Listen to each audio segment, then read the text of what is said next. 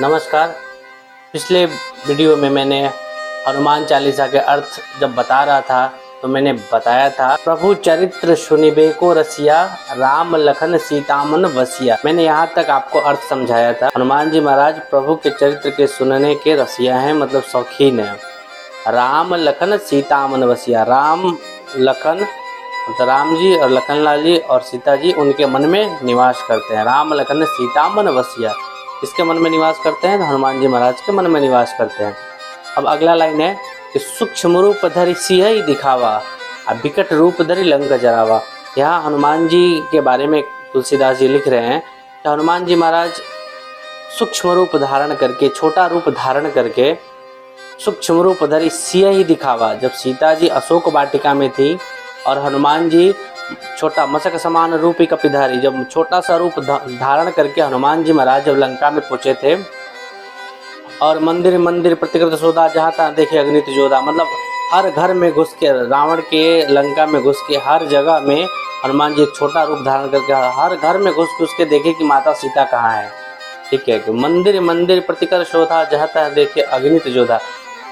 अग्नित जोधा दिखाई दिए, रावण भी दिखाई दिया, विभीषण जी से भी मिलाप हुआ। तो वहाँ से विभीषण जी ने सीता माता का एड्रेस बताया था कि सीता माता अशोक वाटिका में है। तो अशोक वाटिका में श्री हनुमान जी महाराज पहुँचे थे और अशोक के वृक्ष के पत्तों के पीछे छुपकर सारी घटनाएं देख रहे हैं कि रावण आ रहा है किस प्रकार से, और किस प्रकार से भय दिखा रहे हैं सीता माता को। वो सारी चीज़ें, किस प्रकार राक्षसियाँ माता सीता को डरा रही हैं, वो सारी चीज़ों को हनुमान जी महाराज देख रहे हैं वहीं छुप के। तो श्री राम कथा सुनने के बाद माता जानकी कहती हैं कि कौन है जो राम कथा हमको सुनाया, वो प्रकट क्यों नहीं हो रहा है बोलने से। तब हनुमान जी महाराज वहाँ प्रकट हुए थे। तो जिस प्रकार वो छोटा रूप धारण करके घूम रहे थे ना, उतना ही छोटा रूप धारण करके हनुमान जी महाराज सीता माता के सामने प्रकट हुए। तो वही कहा गया कि सूक्ष्म रूप धरि सियहि दिखावा, मतलब अपना छोटा रूप धारण करके माता सीता के समान गए, सीता जी को अपना छोटा सा रूप दिखाया। और उसके बाद क्या हुआ अगले लाइन में कि विकट रूप धरि लंक जरावा। जब उसके बाद जब माता सीता को जब ने छोटा रूप दिखाया, माता सीता ने कहा कि आप लोग इतने छोटे छोटे हैं तो किस प्रकार राक्षसों को आप लोग पराजित कर पाएंगे, मुझे संदेह हो रहा है। तब हनुमान जी ने अपना विकराल रूप दिखाया था, वहाँ पे विस्तृत रूप दिखाया था अपना, और माता सीता को बताया था कि हम लोग की सेना में सबसे मैं कमज़ोर बानरों में से एक हूँ, मेरे से भी बहुत ही बलवान, बहुत ही बलशाली बंदर भालू की सेनाएं हैं, तो माता आप चिंता मत करिए। तो यहाँ पे तुलसीदास जी लिख रहे हैं कि जिस प्रकार की ज़रूरत होती है वहाँ पे उस प्रकार के तौर तरीके में ढल जाना चाहिए। उसमें ये नहीं है कि आप अपने आप को हमेशा बड़ा देखो। हनुमान जी महाराज जब ज़रूरत पड़ा लंका में घुसने के लिए तो छोटा रूप धारण कर लिए, लेकिन जब लंका जलाने की बारी आई तो वहाँ पे उन्होंने विकट रूप धरि लंका जलावा, एकदम विशाल रूप धारण करके लंका को जलाए।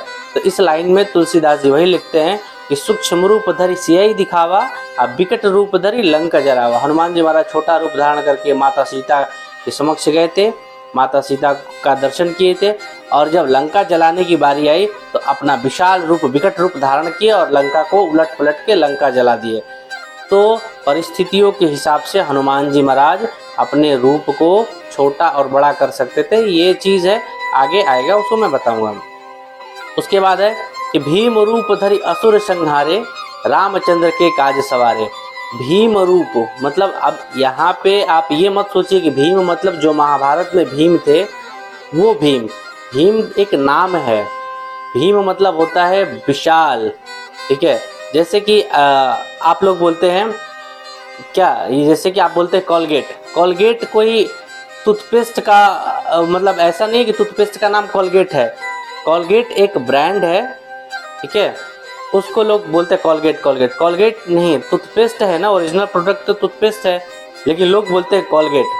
किसी भी चीज़ का हो तो बोलते हैं कि भाई मेरा कोलगेट ख़त्म हो गया। कोलगेट एक ब्रांड है, तो उस ब्रांड ने पकड़ बना लिया। उसी प्रकार भीम एक शब्द है, भीम बहुत ही बलशाली थे, तो एक शब्द को यूज़ किया जाता है। भीम एक नाम है जिसका मतलब, वास्तविक मतलब होता है बहुत ही ताकतवर, बहुत ही बलशाली। तो भैया भीम रूप धरि, बहुत ही विशाल रूप धारण करके असुर संहारे, असुरों का संहार किया हनुमान जी ने। भीम रूप धरि असुर संहारे, रामचंद्र के काज सवारे। और श्री राम जी के काज को उन्होंने संवारा। हनुमान जी महाराज ने श्री राम जी के कार्य को संवारा। जहाँ भी जरूरत लगी हनुमान जी का, वहाँ श्री राम जी को हनुमान जी की जहाँ भी जरूरत पड़ी वहाँ हनुमान जी सजगता के साथ खड़े रहें और श्री रामचंद्र जी के काज को संवारे। लाए संजीवन लखन जियाए, श्री रघुबीर हर्ष उर लाए। हनुमान जी महाराज संजीवनी बूटी लेके आए थे, आप सब जानते हैं। लाए संजीवन लखन जियाए, श्री रघुबीर हर्ष उर लाए। जब हनुमान जी महाराज लक्ष्मण बूटी लेके आए और लक्ष्मण जी के प्राण बचाए, तब श्री रामचंद्र जी को अपार खुशी हुई, बहुत ही खुश हुए, अत्यंत खुश हुए श्री रामचंद्र जी। उन्होंने हनुमान जी महाराज को गले से लगा लिया। यहाँ पे एक छोटा सा कहानी बताना चाहूँगा कि जो प्रभु श्री राम है ना, वो उनके हर कार्य में, श्री रामचंद्र जी के हर कार्य में हनुमान जी महाराज आगे रहते थे। तो क्या हुआ कि जब हनुमान जी संजीवनी बूटी लेने जा रहे थे, संजीवनी बूटी लेने गए और वहाँ जब संजीवनी बूटी जिस पहाड़ पे गए लेने के लिए, वहाँ पे बहुत तरह की, बहुत वैरायटी की जड़ी बूटियाँ थी, तो उसमें पहचान नहीं पाए, तो उन्होंने डायरेक्ट पूरा पर्वत ही उठा लिया हाथ में।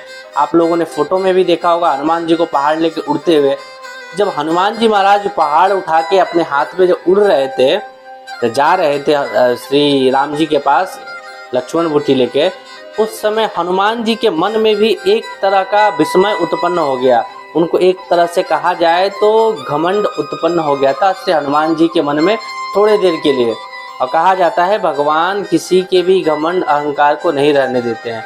हनुमान जी के मन में कोई बहुत बड़ा घमंड नहीं हुआ था। हनुमान जी को सिर्फ ऐसा प्रतीत हुआ था कि मैं बहुत ही बलशाली हूँ, मैं बहुत ही ताकतवर हूँ, मेरे जितना इस संसार में कोई बलशाली नहीं है। श्री हनुमान जी महाराज को अपने बल का घमंड हुआ वहाँ पे।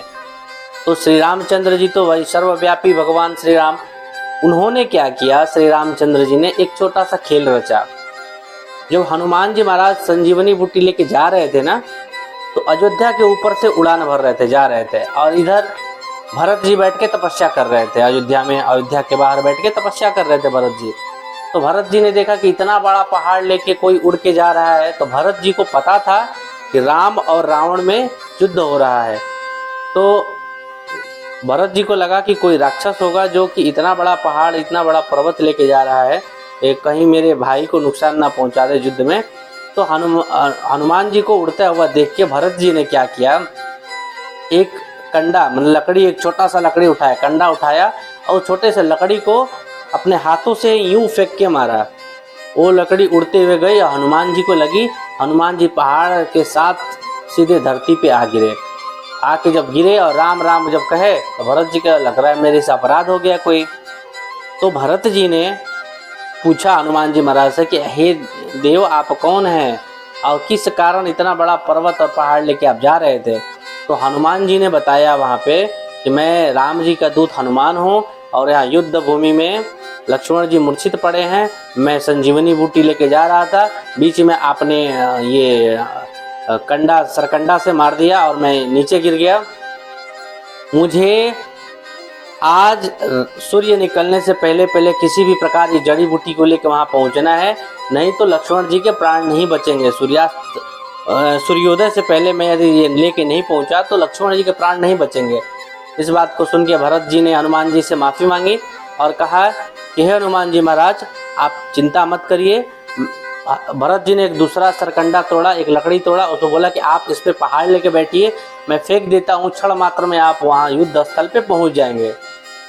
तो हनुमान जी को तो अपने बल का घमंड था कि मैं इतना बलशाली हूँ, इतना बड़ा पहाड़ लेके उड़ सकता हूँ, ठीक है। लेकिन भरत जी ने एक सरकंडा फेंक के हनुमान जी को मार के नीचे गिरा दिया।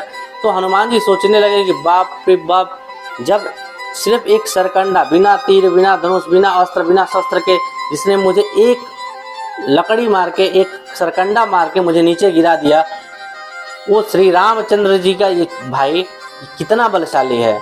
तो श्री रामचंद्र जी कितने बलशाली हैं। तो हनुमान जी को समझ में आया कि मुझे घमंड हो गया था अपने बल का, जो कि भगवान ने उसको मिटा दिया। इस माध्यम से, इस घटना के माध्यम से श्री रामचंद्र जी ने हनुमान जी के अंदर का जो घमंड था कि मैं सबसे शक्तिशाली हूँ, उस घमंड को, हनुमान जी महाराज के घमंड को भगवान श्री राम ने दूर किया।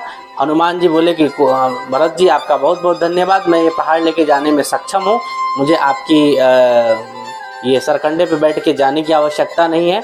और फिर हनुमान जी ने भरत जी से आदेश लिए और एक दूसरे को प्रणाम किए और हनुमान जी वहाँ से उड़े और पहाड़ लेके लक्ष्मण बूटी लेके, संजीवनी बूटी लेके वहाँ पहुँचे। तो वही कहा गया है कि भीम रूप धरे असुर संहारे, सिया राम जी के काज सवारे, लाए संजीवन लखन जी आए, श्री रघुवीर हरष उर लाए। जब संजीवनी बूटी लेके आए तो लखन लाल जी को अपना जीवन मिला। जब लक्ष्मण जी की मूर्छा खत्म हुई तो हनुमान जी महाराज को अपार खुशी के साथ श्री रामचंद्र जी ने गले से लगाया और क्या कहा कि तुम मम प्रिय भरत ही सम भाई। तो यहाँ पे आता है कि रघुपति किन्नी बहुत बड़ाई। जब गले से लगाए ना हनुमान जी महाराज को, जब लक्ष्मण जी का मूर्छा टूटा तो श्री रामचंद्र जी बहुत खुश हुए। वो हनुमान जी महाराज को गले से लगा लिया और क्या बोले हनुमान जी महाराज को, रघुबर किन्नी बहुत बड़ाई, तुम मम प्रिय भरत ही सम भाई। अनेक प्रकार से हनुमान जी की बड़ाई की राम जी महाराज ने और कहा कि तुम मेरे भरत जैसे भाई हो। तो संजीवनी बूटी लेके आते समय तो हनुमान जी को भरत जी के बारे में पता चल ही गया था कि भरत जी कैसे व्यक्ति हैं। तो जब कहा गया कि तुम मम प्रिय भरत ही सम भाई, तब उनको अपार खुशी हुई कि श्री रामचंद्र जी मुझे भरत जैसा बोल रहे हैं, भरत जैसा भाई बोल रहे हैं।